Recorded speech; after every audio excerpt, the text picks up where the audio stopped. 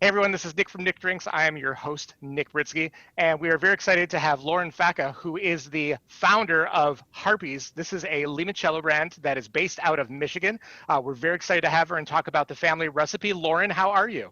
I'm good. I'm good. Thank you for asking. So excited to be here. Absolutely. Well, give us the high level. You were so nice to send us this lovely little kit of all of your products and like a little influencer setup. So I'm so touched. Talk about the base product. Talk about the limoncello. Yes, so it is so special to us. It's a recipe that's been in our Italian family for generations. I was so excited to partner with one of my best friends, Gregory Hagedorn, who is the co-founder of Harpy with me. And we were so excited to finally mass produce this recipe and be able to share it with others. That's great. Now, did I hear this was like a recipe you found like hidden somewhere? Or so Yes. talk a little bit about Yeah. it, unless I'm not unveiling any secrets. Oh no, it's fine.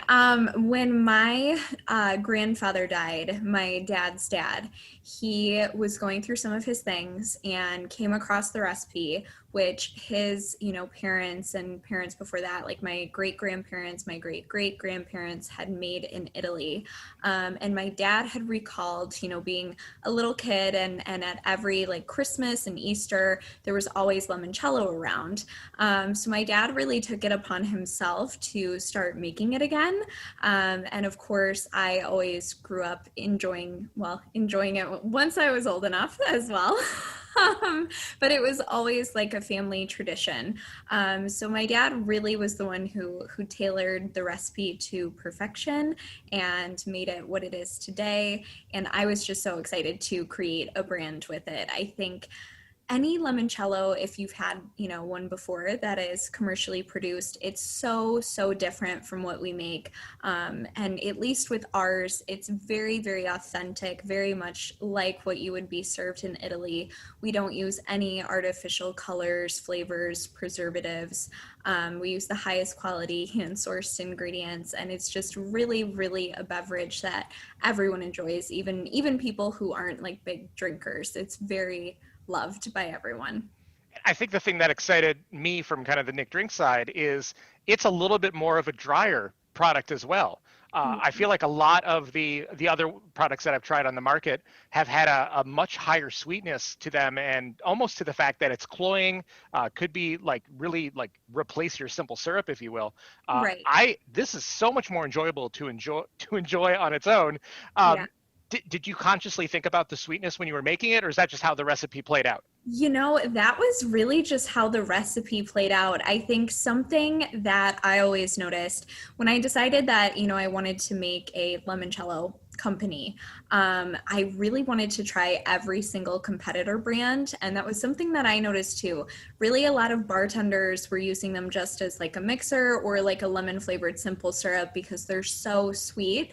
And I was just so appalled because that is so different from what real limoncello is or what you would get in Italy. It's like, Italy might be embarrassed by what America calls, limoncello.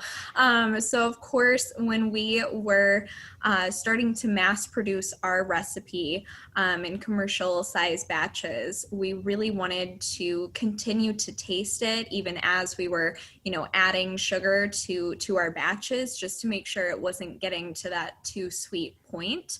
Mhm. My favorite way to enjoy it is just chilled and by itself, not even in a mixed drink or anything. But of course, we have a variety of really fun cocktail recipes, which you can find on our website, harpyliquor.com, and which Nick is gonna experiment with one shortly. Well, and you were very nice to give me two bottles to experiment with. So we kept one in the freezer, so we have that great Great. frost on it. Yes. And before I jump into the cocktails, I'm going to sip a little of this. I Of want to talk about the importance of kind of that digestif culture that's way more prevalent in Europe, and I don't feel like has really happened in the general public of the United States. Certainly in kind of more maybe, I don't want to say immigrant culture because that's not the right phrasing where that I want to go to, but I think certain households kind of appreciate a digestif or an aperitif, but for the most part, it's not a real public thing. Talk right. about that in your family growing up. Yeah, I would say growing up, I was very familiar with what a digestive or digestivo was, whereas a lot of other people weren't. Of course, my family's all Italian, so both sides were very familiar with it. And typically after dinner, even after dessert, like once plates were cleared, my dad would always have a little glass of limoncello. And my grandfather did the same thing, or even sometimes with Fernet, like just by itself. So I always, sort of grew up watching them do that, or even, adding a little like sambuca to their espresso after dinner. It was one of those three things, but most of the time it was limoncello. So I think at least for us, that was something constant, but for others, it was like really uncommon, or, at least even today, you're so right, is so many people are not familiar with what a digestive is. But of course, it's good, always good. It's great, and tend to the after dinner drinks tend to be slightly sweeter than more some of the pre-dinner drinks, which are a little more bitter. Right. What I think is great, I love that you said Fernet, because as you were saying that, I'm tasting this and I'm trying it, and the bitters in a very pleasant way are much more pronounced in this limoncello than I think some of the others, but it's really nicely balanced with the sugar, and the oils are so much more present in here. It's more like, kind of squeezing that fresh orange peel right over that glass. It's so much more fresh and flavorful than I think some of these more mass-produced limoncellos are. Right. Exactly. That was what we wanted to preserve, really the integrity of it.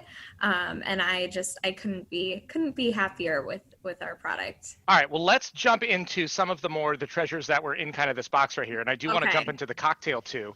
Sure. Um, you also presented with this some limoncello almonds, which I, of course, Yes. is dead on there. This is such a cool product. Freeze dry lemon pieces, so you don't have to worry about them getting moldy in the fridge. This is Right. great. Some biscotti, Yeah. that's great. And then let's talk about the cocktail, because you provided some fancy bubble water and Indeed. some beautiful glasses and some napkins. So Yes. talk about how you would enjoy it with LaCroix. I love just to sort of, take like if you have a little measuring cup, usually I'll just do like an ounce or two of limoncello, depending on how strong you want it. Okay. And then just fill the rest of the glass with LaCroix. And it is just so refreshing and light and crisp. It's like the greatest sparkling beverage, especially during the spring and summer. It's really, really just lovely, and pairs nicely with just about anything. Sometimes I'll even add a little mint from the garden, or raspberries, which is a really wonderful addition as well. So another thing I want to talk about is this is not a full 40 proof. And I'm seeing a lot of trends of going with kind of lower ABV spirits. I mean, it still definitely has some kick on it. It's at 32%. So Yeah. what was kind of your thinking with doing the lower ABV? I think, really it just allowed the flavors to shine. We experimented with a couple different ABVs. The initial recipe was a bit stronger. My dad's, to this day, he still makes it in his basement, right? And his has a little bit more of a kick to it. But the flavors don't quite so elegantly, come through. And I think what was really important to me was to have a really lovely flavor and maintain that oiliness of the lemons, and just have something that was really nicely balanced rather than something that was just stronger. Sure. And this almost reminds me of like a champagne spritzer, or it's just very clear, it's very elegant, the glass is beautiful, and I mean, this is so refreshing. This almost reminds me of like a very high class, like White Claw. Yes. Just very Yes. elegant, very formal. Still has some amazing flavors on it. So this is a nice drink. Thank you. Thank you. Well, great. Congratulations on your first selling, your first pressing, if you will. Your first production was all sold out. You told Yes, me before we started that there's more coming, and there that's is. going to be in stores right now, right? Yes, indeed, this week. So hopefully, you'll be lucky enough to run out and grab another bottle if you desire. But we are I'm so thrilled with the wonderful feedback we've gotten so far, and so much positivity. So I love it. Perfect. Well, where can people find your website and your social media? yes. So our website is Harpy, Harpy, liquor.com. And our social media, we are on Facebook, just under Harpy or Harpy Liquor. You can look us up. And then on Instagram at Harpy Liquor. So all of our content will be shared there, as well as retail locations you can find there as well. Perfect. Lauren, thank you so much. I really appreciate your time. Everyone, go check this product out. I'm a fan of it. You can find more of Nick Drinks at nickdrinksdotcom, youtube.com/nickdrinks, and nickdrinks.com, all spelled out for Facebook and Instagram. Thanks so much. Until next time. Cheers. Great. Bye.